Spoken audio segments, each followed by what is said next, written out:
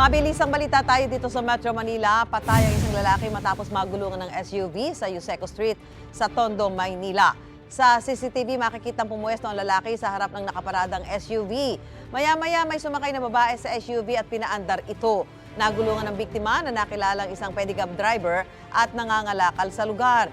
Isinakay ang biktima sa tricycle para dalhin sa ospital pero dahil hindi raw sumunod ang SUV driver, natakot ang tricycle driver na siya ang mapagbintangan kaya ibinalik niya ang lalaki sa Yuseco Street.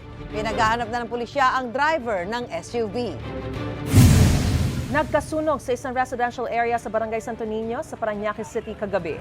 Ayon sa Bureau of Fire Protection, nagsimula ang sunog pasado alas 7 at naapula makalipas ang isang oras. Dalawa ang sugatan. Hindi patukoy ang sanhi ng apoy at kung ilang bahay ang natupok. Kinakambarilin ng isang lalaki ang isang kagawad sa barangay 232 sa Tondo, Maynila. 2 beses kinalabit ng lalaki ang baril. Buti na lang hindi ito pumutok. Bagong insidente, pinaghinalaan na ang lalaki dahil sa kanyang kilos. May hinahanap daw siya sa barangay hall.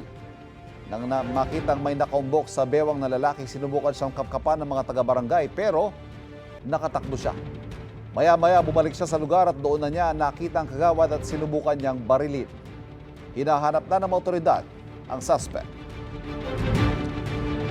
Kapuso, para laging una ka sa mga balita, bisitahin at mag-subscribe sa GMA Integrated News sa YouTube. Sa mga kapuso abroad, samahan niyo kami sa GMA Pinoy TV at sa www.gmanews.tv.